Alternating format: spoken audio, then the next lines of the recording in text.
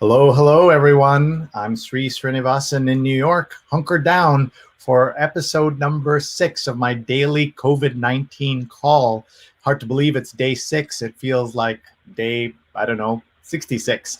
But I am thrilled to have with me one of the top experts on the environment and communicating about the environment. And we're going to have him join us here in a second. In the meantime, please tag your friends. Please hit share right now so that your friends and family around the world can join us. If you have anyone you'd like to tag specifically, you can do that. We're live on Facebook, LinkedIn, Twitter, and a chance for you to also see this on YouTube. And these are all archived on YouTube and each of the platforms. The idea of doing this every day is that I need a way to connect with my friends and family around the world beyond kind of frantic or WhatsApp calls and other things. So I thought having a constructive conversation is one effective way to make use of this very difficult time.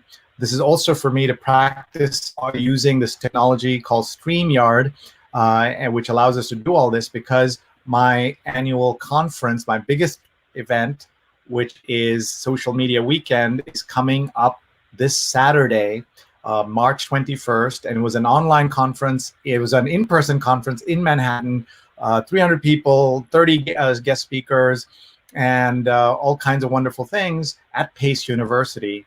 We're still working with Pace, but we are moving this to an online conference.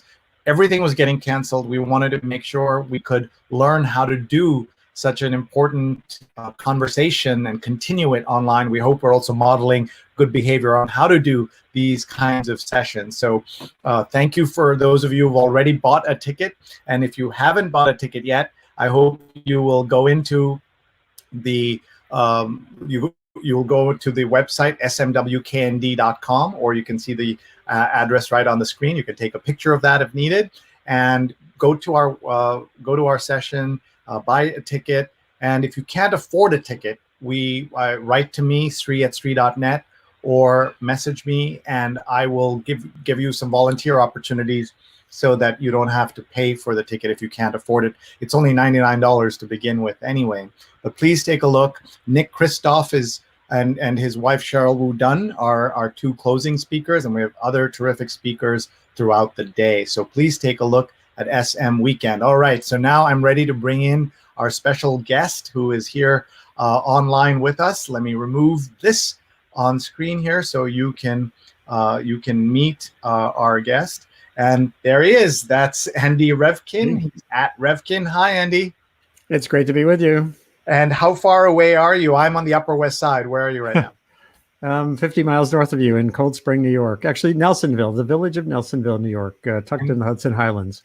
And what is happening in the village of Nelsonville right now?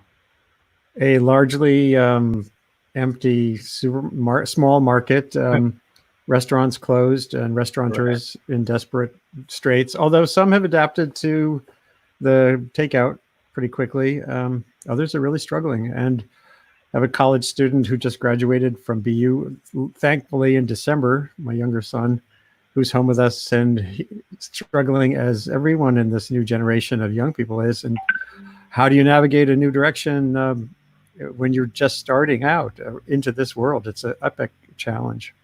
We have two 17-year-olds who are juniors in high school, and we kept saying, at least they're not seniors. We would hate for their senior year of college to be, right, a blur like this.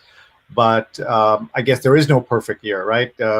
First year of college, last year of college, first year after college. There's no perfect time for these young folks, Gen Z, who have, unlike even the millennials, who many of them lived through 9/11 or lived through some other big things like Katrina or Sandy or other, out here in the Northeast and parts of the Eastern Seaboard. They don't have anything to talk about in terms of understanding how big things were. And kind of seismic events. The recession was too long ago. To some of them, even the 2016 election, which may have been kind of a big moment in their lives, was a large percentage of their life ago. It's And I just finished my nascent program called Sustain What. I've just started on Sunday. Terrific. Yeah, let's. And I just put in the comment box a link to the archive of 4 programs so far. And what I've been doing, the first one was I got my good friend Jeremy Zalar, who used to be at the New York Times, helped to design the blogs. He worked in government at digital.gov, working on how to make government websites effective in a time of trying to make things work. And he said social distancing is not what we want. We want physical distancing and social impact. Physical distancing, but social impact and social connectedness. And that's the challenge we all face right now. And I do think, as you know so well, that the upside of this online world has been evident for a long time. It's hiding sometimes amid a lot of crap. But and what your seminars are good at, and your online tutorials, which I recently pushed to the scientists at the Earth Institute, Thank you. Are helpful ways to build a community that is willing to put in the work. And it does take work to make information matter. Information is abundant, super abundant, but there's also noise. And if we can't find a way to keep engaged, then that leaves this great information ecosystem free for forces of confusion and division to dominate. So thank you for your service. Well, thank you. And I've just put up there on the banner here, people can see Revkin show. And J.MP is a version of these bit.ly and other links. And Sustain What? I like that. Tell us about where you work. A lot of us know your work from your time at Pace University and, of course, at the New York Times, where you were one of the first environment reporters, and you did such groundbreaking, pioneering, important journalism. So tell us where you are now and what that's been like, because that's a fairly new job in your life. It is indeed. For 35 years, I've been a journalist telling stories, really good ones. I've won a bunch of awards, written 5 books now, and it's great. But then there was this point in my reporting when, starting in 2006, I began to report on social and behavioral science that said, a lot of the time information doesn't matter. And that got my head turned around, and I began thinking, well, I better understand this ecosystem, not just tell good stories, if I think I'm going to leave a good legacy in the world. And I ended up teaching at Pace University. When my blog at the New York Times moved to the opinion side, I left the staff of the Times. I taught a course at Pace called Blogging a Better Planet for 6 years.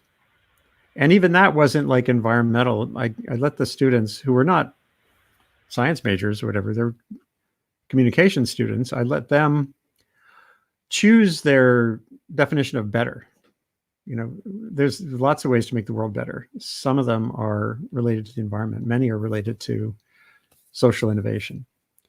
So that was a pathway toward something more. And then I got back into journalism full time at ProPublica and did some work at National Geographic. And finally, I've come to Columbia University, to the Earth Institute, which has been there for 25 years. It's a great experiment itself in networked impact. The Earth Institute is a research and education network across the Columbia University universe, with folks who are it draws together the law, policy, science, earth science, oceans. And I said to the new director, Alex Halliday, who's a wonderful geochemist, but has a very solutions-focused worldview, I said, Alex, there's a new feature of this planet we live on. It's the information environment. So there's the environment, forests, coral reefs, oceans, the poles, and there's the human environment, which is cities, supply chains. And now there's this new component, the information environment, which has fused the world has knitted us in ways that are extraordinary. And we don't really understand it. We aren't experimenting with it adequately. So he said, come here. And I had this idea for it's called the initiative on communication and sustainability. And I'm doing a bunch of stuff here relevant to making information matter.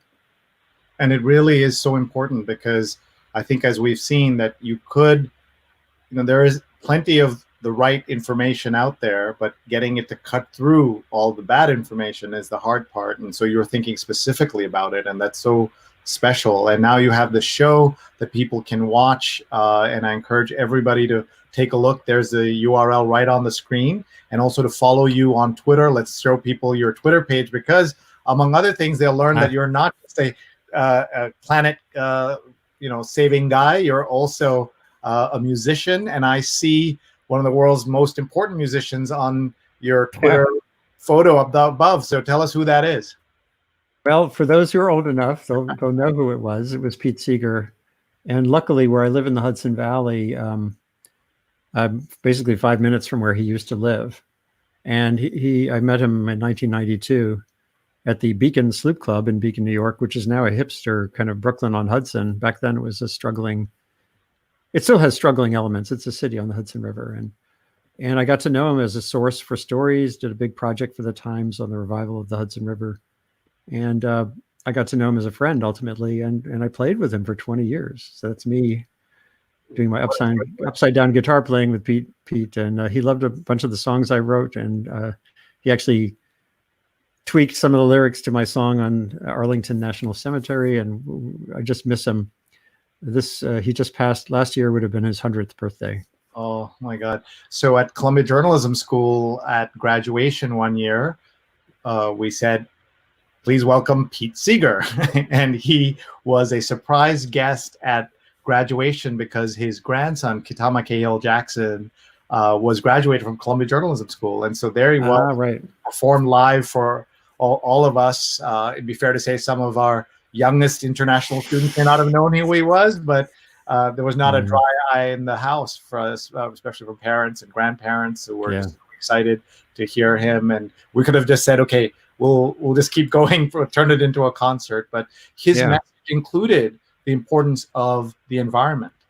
Well, and if you go back to, I don't know if you can go back to that image, you'll see something really, it's something really important. You see his hand to his ear. So he was a genius at getting a song going, but he was insistent on it being participatory. That, communication, one of my big learnings as a journalist was the importance of engagement and listening. And even at the New York Times, the first, 10 years there, I was all output. And you'd get a letter to the editor or an email. And when I did my blog, it was much more of a conversation. And, it exposed me to new ideas I never would have thought of. The blog had a global audience. Met people from all around the world, literally met, in ways that I'll never forget and who influenced my thinking. And so we all need to have our ear to the wind. And such an important part of getting through this moment will be avoiding some of the tendencies we all have for reflexive reactions to people around us. Oh, he's in denial about the seriousness of this problem. Oh, she's, and to find ways to break down barriers, whether at 6 foot distance, standing on a corner, or here online. And our tendency, there's a tendency, and as you know so well, the online instruments we use to connect we're all programmed essentially to either validate or piss us off. Yeah. And that's the way they're literally designed. And so it takes work to cut against that and find ways to avoid the piss off part and make solid connections. One of the reasons that it's so difficult is that I think a lot of us who are journalists were not used to listening, right? We were just kind of broadcasting, even in the newspaper world. And now, as you said, we're doing a lot more back and forth. I just want to share some of the comments that are showing up. Physical distancing with social impact. Thanks for that already, or doing that already. And if you're watching from a Facebook group, you have to go to StreamYard.com/Facebook and give StreamYard permission to use your name and picture just in this setting so that we can see it. If you're coming from just straight from Facebook, no problem. We can see Tech Minsky says that's a good one, physical distancing and social contact. Iman out in Chicago says, thanks for this. And she's a great expert on medical communication, and she works with JAMA and the American Medical Association. Rachel says, good afternoon from Hastings on Hudson. And thanks for hosting these. So it might be your neighbor. Yeah. And Victoria says, love that you were able to move all of this online. And we also have a greeting from the East Village, which is really cool. So let's talk a little bit about this moment. You're somebody who understands the science of a lot of what's going on. So give us a download, if you wouldn't mind, on what's happening, what we should know, and what, to get to it, like, what are we missing in this story? Yeah, well, I'm not an epidemiologist. I'm not a doctor, but I've been digging in deeply. Just yesterday at 10:30 p.m., I did a long webinar, part of my Sustain What series, with an Indian microbiologist named Kang, and first name I can't remember right now. And we're just in the first stages here. This is here. It's building very rapidly, as you can see. And what's so hard about this, like so many public health issues, this is the same for air pollution that kills millions of people a year. But in a statistical way, you kind of never can see the bodies. Our actions, our decision or indecision on whether to stay away from other people and wash our hands, most likely, high probability, won't affect your life if you're young and healthy or just healthy. But the people who will be impacted are the people who are marginal, who already have compromised immune systems, who are suffering from other respiratory ailments. And this is the ultimate communitarian exercise right now, that the things we're doing are not for us. That, although if you have a grandparent or a vulnerable child, for sure, they're for the community. And that means the impacts will always be fuzzy. I was just reading a piece today on, it's not like, it's like cutting the ribbon on a huge enterprise, and you're not going to be able to easily point to, well, look what we did. Here are the lives of the people who did not die. This is so true in all disaster risk reduction exercises. It's easier for a mayor to order a great reconstruction project after a disaster has already happened and cut a ribbon and, stuff gets built.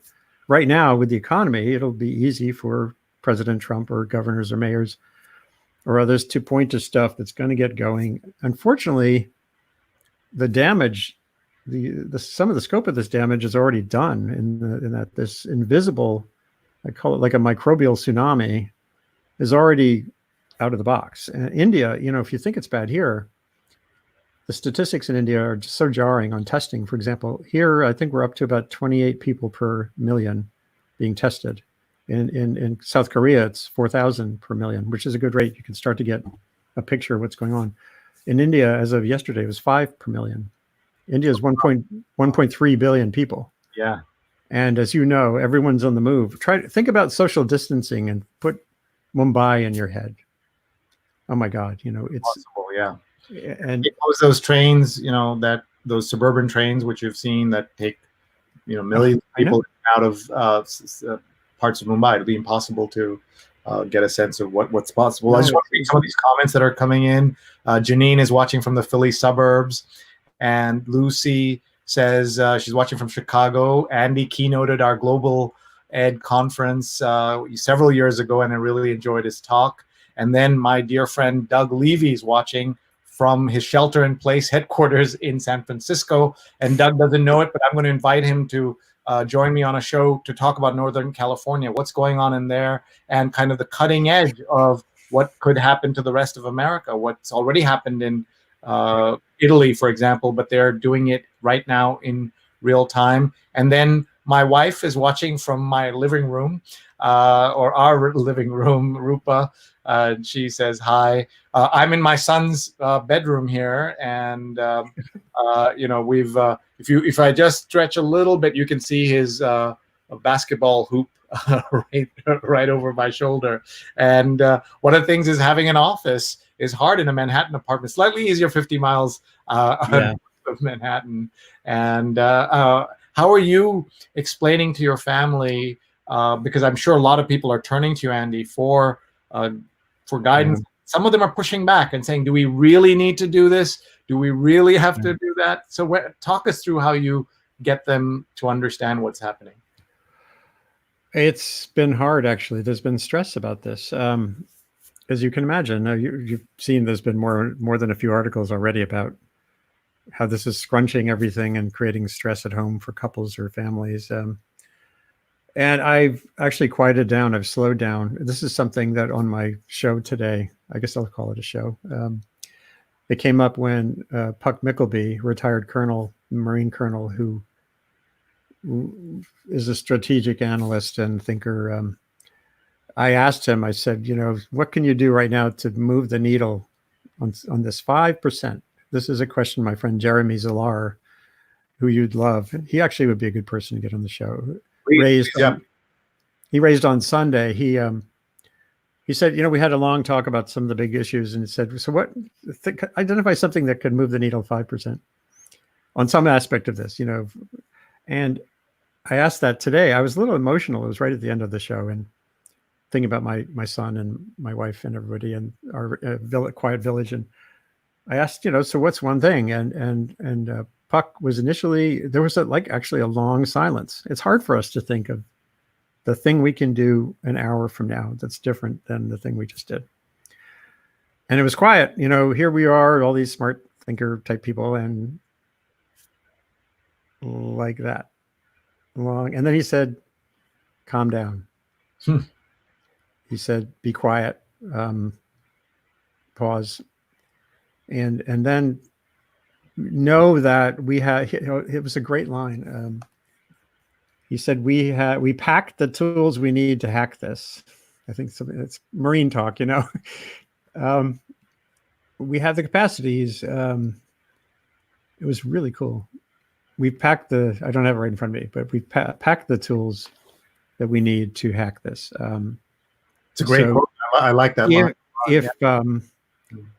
He also said that means, as citizens, do the things, not like, obey orders, but yes, actually to a certain extent, obey orders. But one thing he said that was also so interesting, he said, you think about armies as being, sir, yes, sir, dig the hole, fill it up. He said, no. He said, when orders are given, at least in the Marines, he was also did special forces strategy, etc. He said, you're given a task, but you're also given a purpose. You are told why. And he said, the purpose is the key. If you keep the purpose in the foreground, and then there has to be some adaptive capacity, this tool isn't really working. What can I do? But you always have the purpose in mind. And in this case, with what we face, and this is not a 1 day thing, a 1 week thing, a 1 month thing. This is probably a multi-year disruption of everything.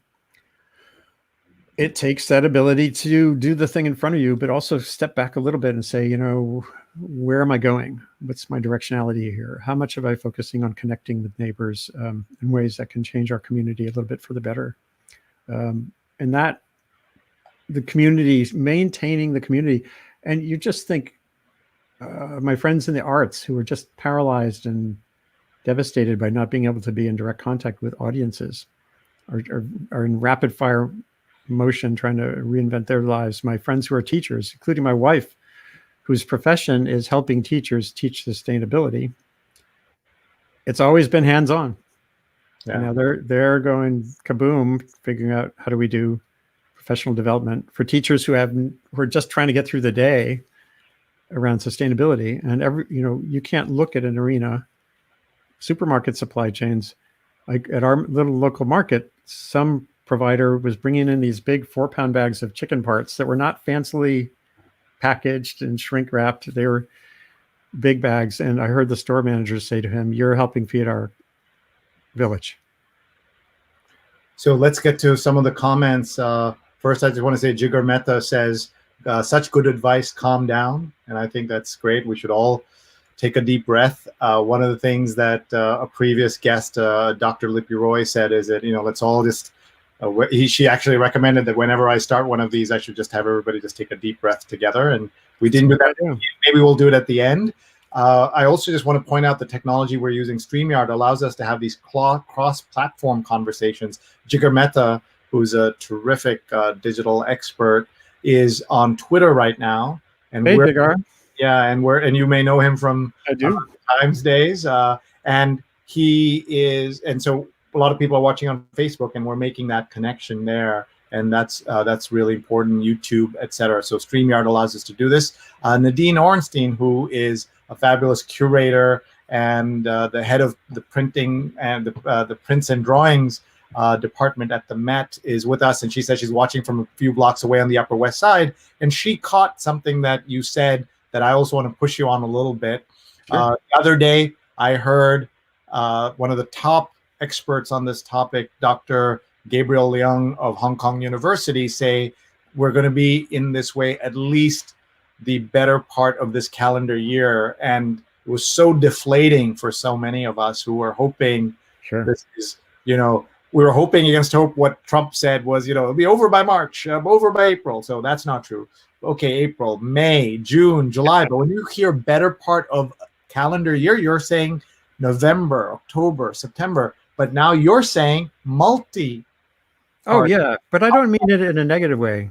The world has changed. The world has changed. Yeah. The world changed starting November 17th or so. I think that was the day they identified that someone got sick from a novel 0.1 micron virus that changed in a way that could jump from a bat to some other creature to a human being.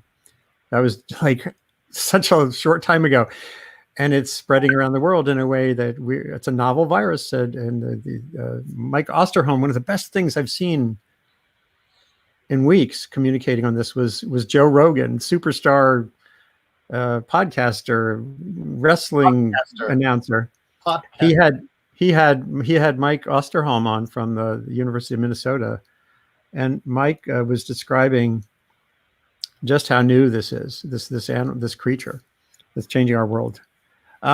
So when you think about what I just said about education, about all the structural realities, that the norms we've grown up with, those of us who grew up mostly in the 20th century, particularly, that's over.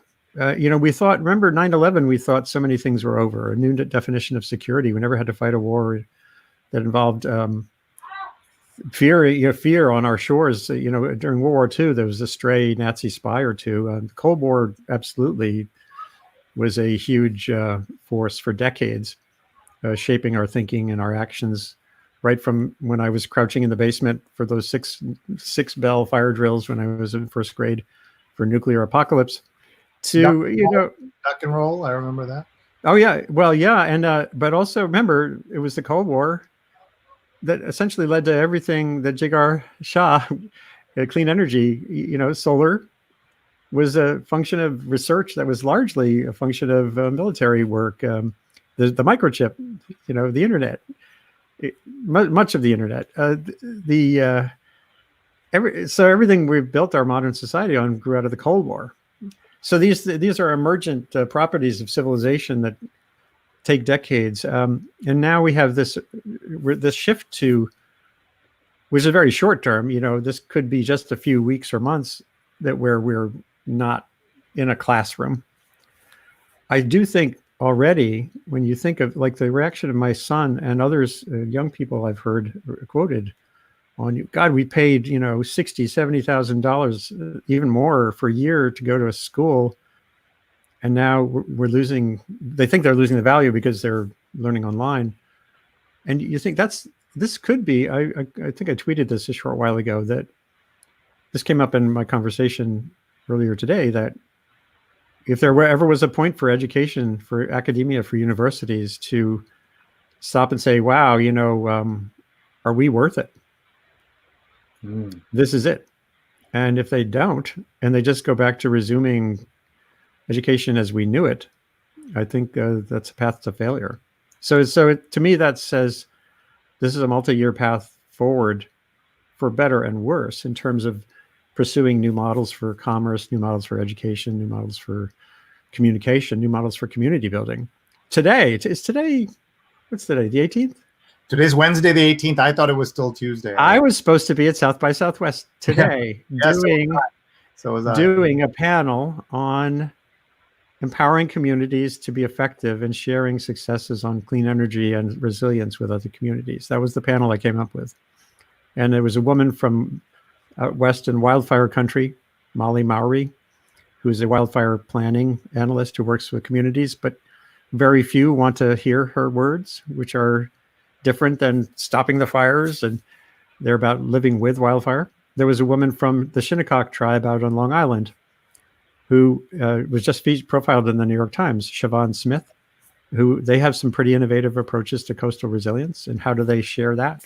And there was Ozgam Ornektikin, who worked in the city government under Bloomberg in the school systems, creating this potential for schools to shift their energy norms to be more efficient.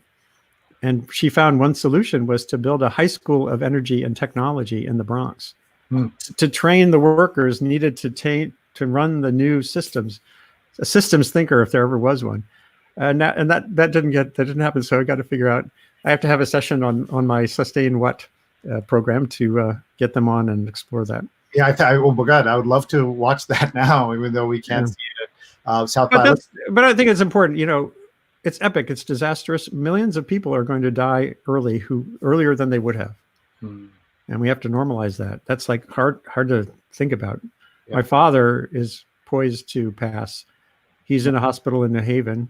I'm sorry to hear that. Yeah, I know. And it's definitely, he's there for unrelated reasons to this, but the limits on care right now are already impeding care for people like him. And that's just the fact of our lives right now, that the world will be worse off, as you know, just through the economic impact in ways that are profound. And it's going to take years to change them back. And the president keeps saying it's a V, right? It will just go down and down. Right. That's not going to happen. Can we just pause for 1 second? Yeah, of course. I just want to tell everybody. To me.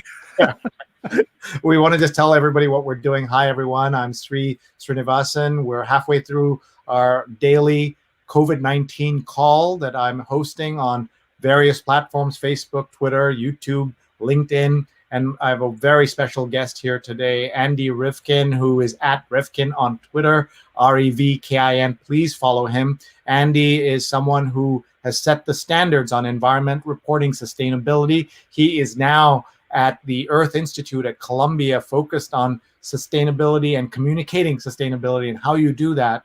And such an important initiative that he's working on. But he's also a musician and also a fellow graduate of Columbia Journalism School. He went to Columbia a few years older before me, but he looks a lot younger than me and has better hair. So that's we've been talking about this. Caring about the environment makes you younger because you take better care of yourself as you take care of the planet.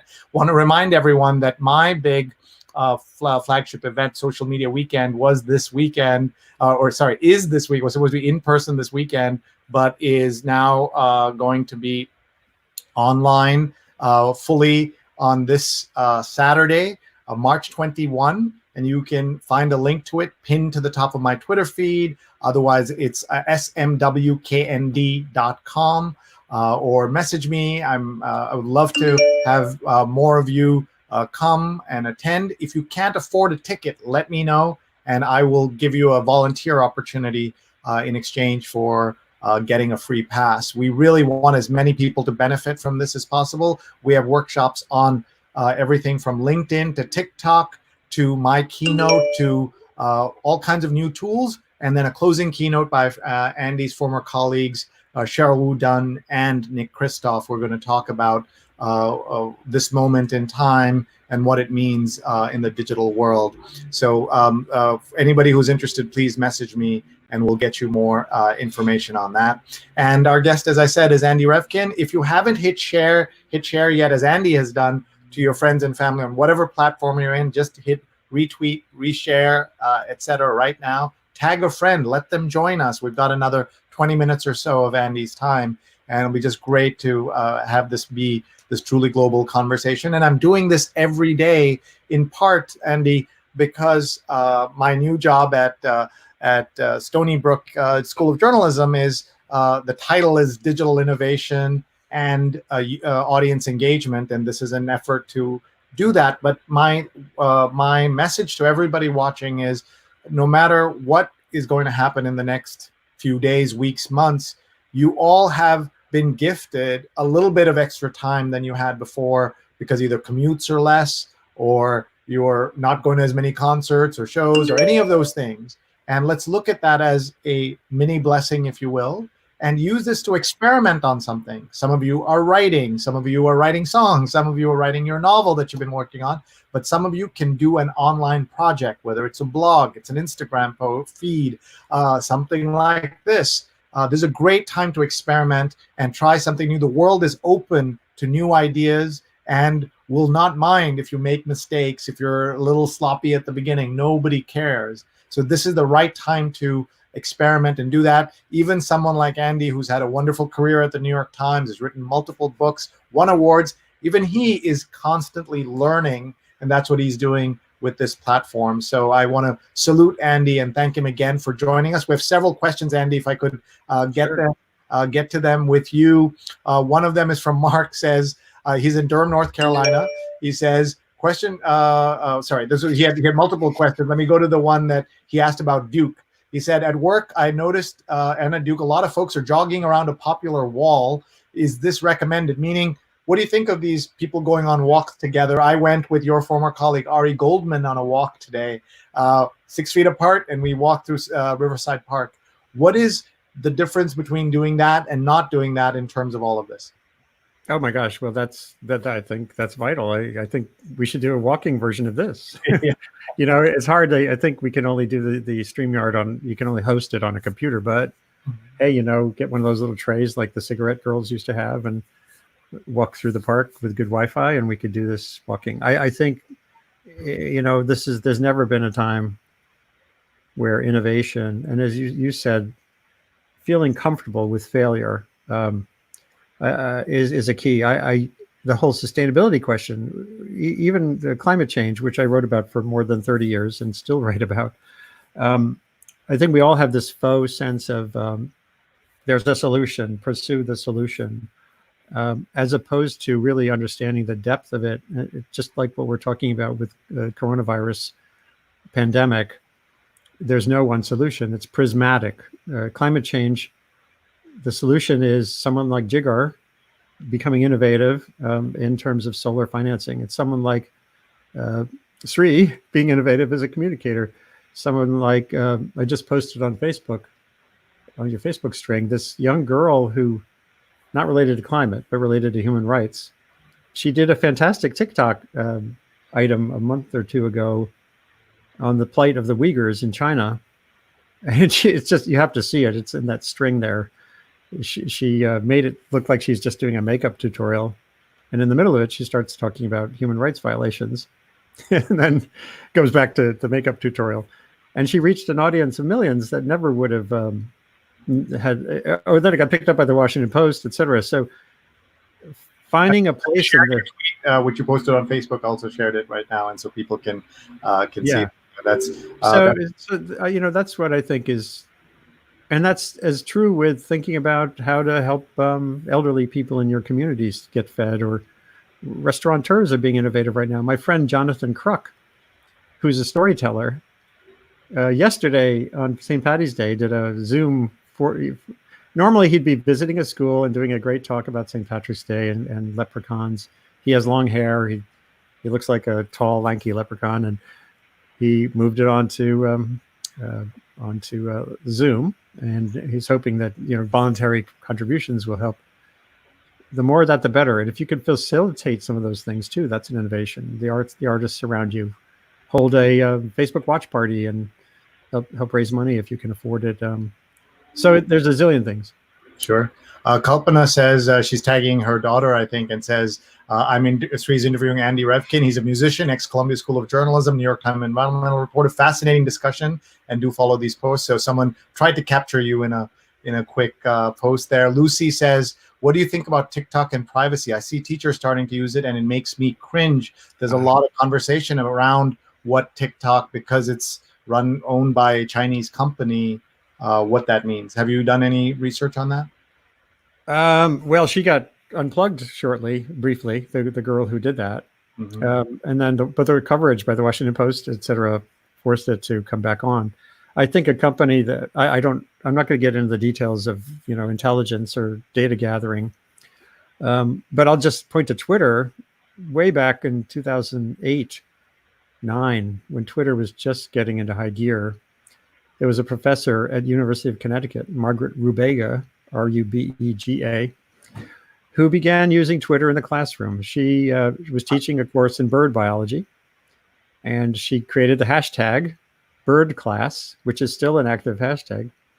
And the students used to have to keep a written journal of weekly observations of bird behavior. And when it moved to be something they could do through their native fluency with the digital device, they thrived. They loved it. It was much more normal for them to think, oh, wow, I just saw two ospreys, in northern Manhattan.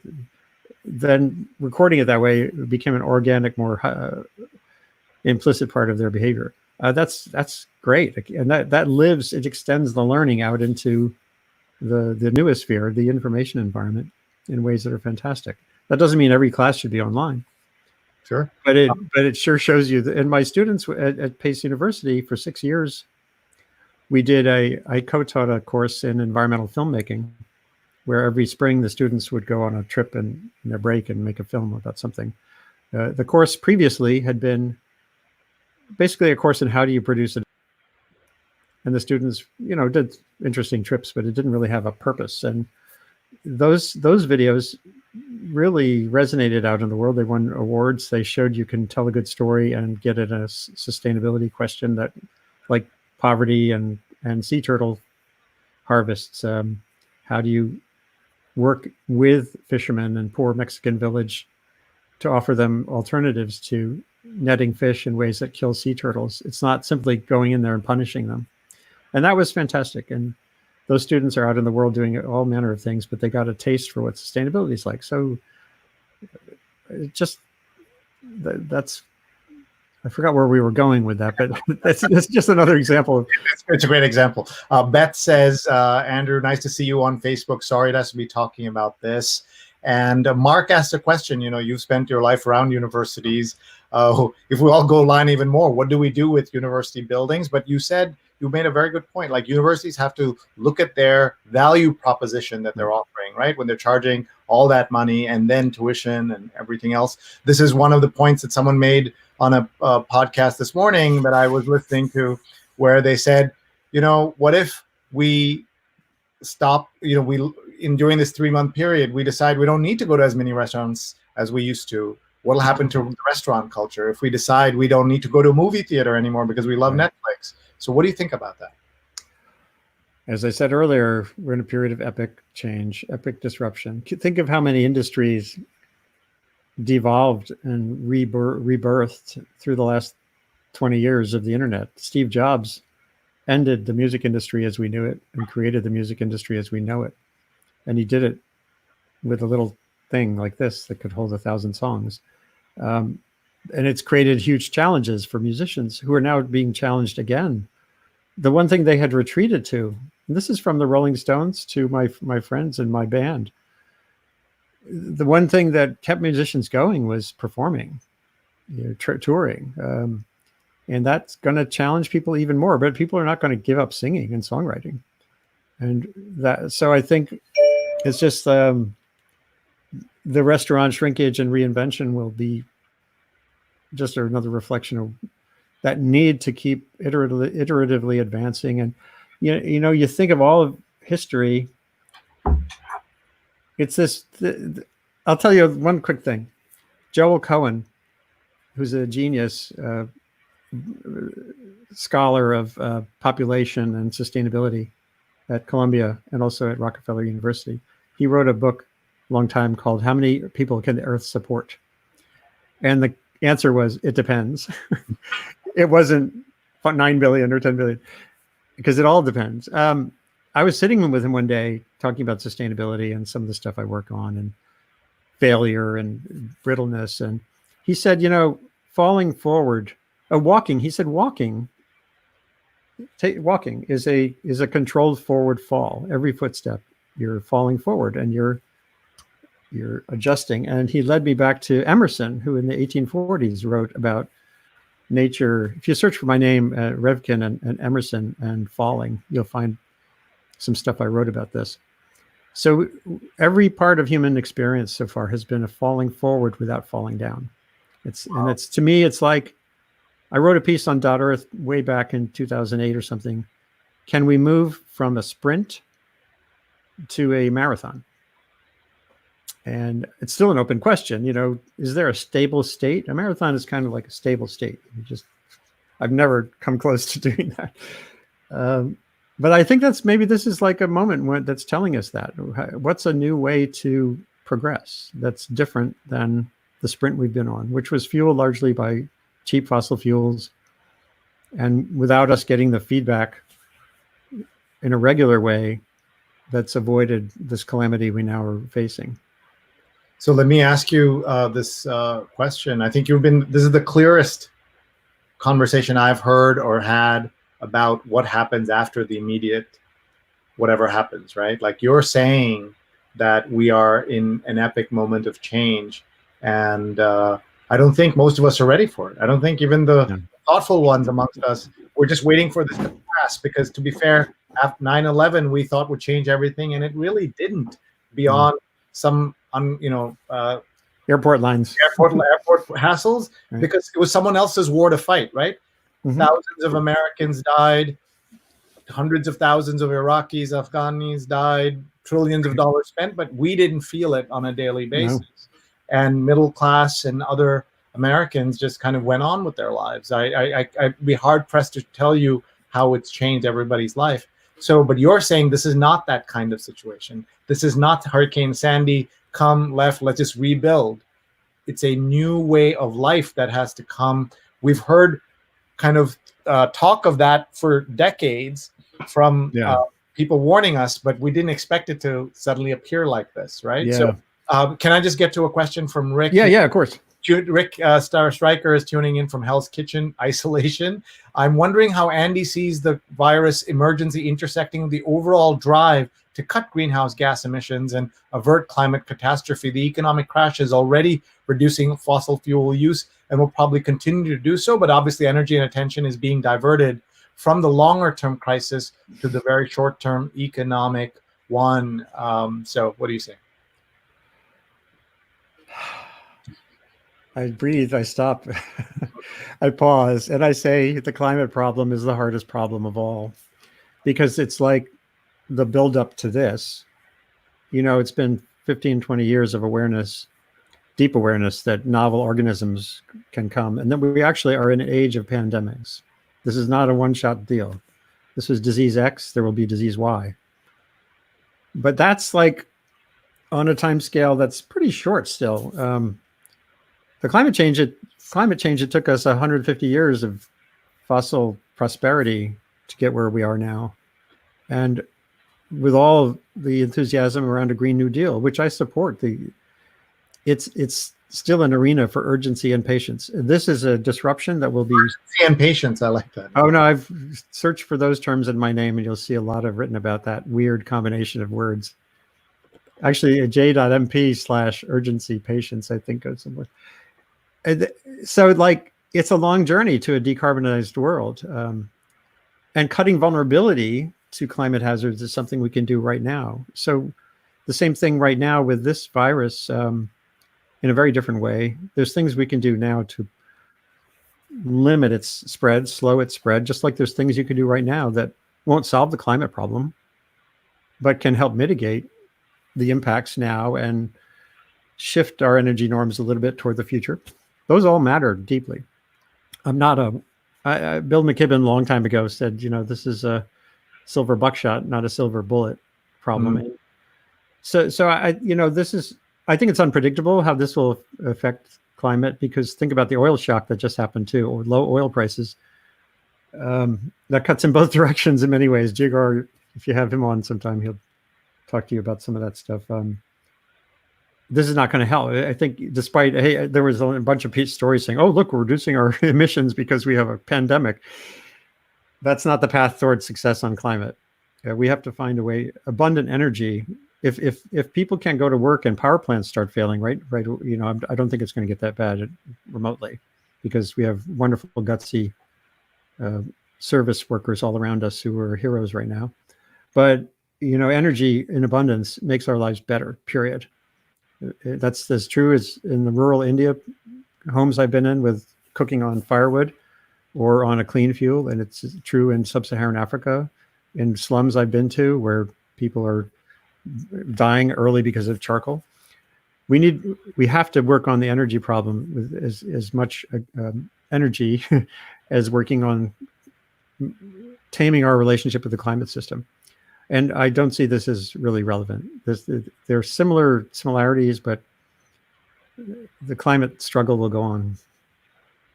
Well, and that's why I think it's amazing that even while all of this is going on, just yesterday, the EPA put back into office some terrible person who hates the environment and was part of the war on the environment before, left, went back to industry, and just I got a press release about that in the middle of all of this. And I missed that. Yeah, but if you pick anybody, right, in the administration, and that's why these things have consequences and are really important. In a couple of minutes we have left, I just wanted you to give us some hope and some guidance. What are you optimistic about? What are you nervous about? Both of those. I like that urgency and patience, but give us some things that what can we do kind of immediate term and kind of short term, long term, if I could put you on the spot. Yeah. I'm deeply worried about finances, and we're probably going to your own family finances. Well, yeah, I mean everyone, if you're lucky enough to have retirement funds, and we're stupid enough, like I was always, as I was during the recession, to not think cautiously about stuff. A lot of that hard work is going to be lost. I worry for this new generation that's coming into the world right now, facing a great challenge. But then I do think back to our habits and human history of getting through things that seem just impossibly tough. Whether it's you know the list. There are lists. So in each of those cases, though, it comes down to individual and sometimes leadership decisions on this mix of communitarian and individualist parts of everyone's soul.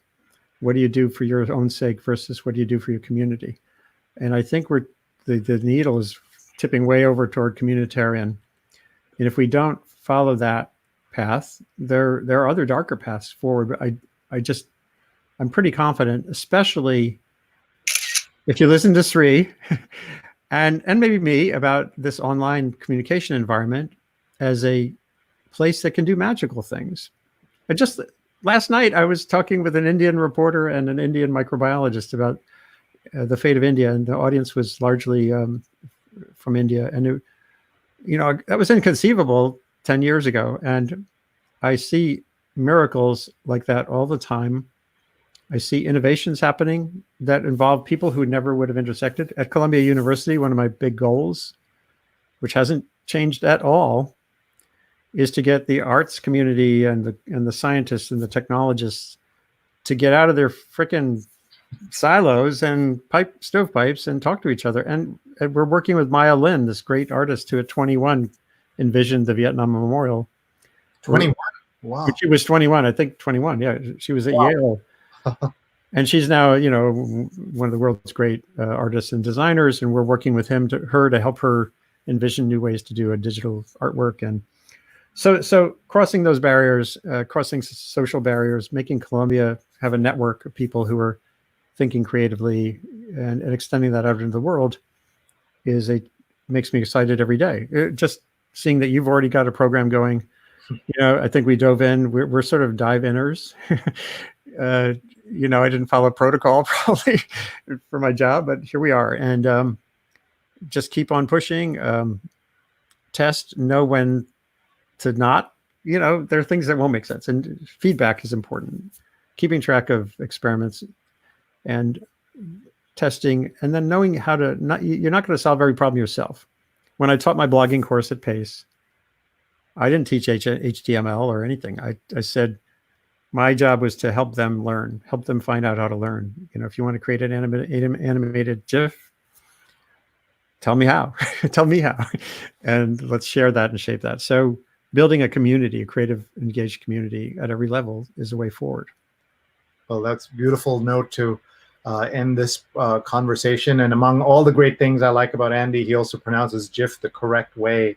I was nervous saying it just now because the creators of GIF say that that's how you pronounce with it, but everyone says GIF, unfortunately. But please follow at Revkin on Twitter so you can know when he's doing these fabulous programs. And I'm hoping he'll come back in the weeks and months ahead and share more of his wisdom.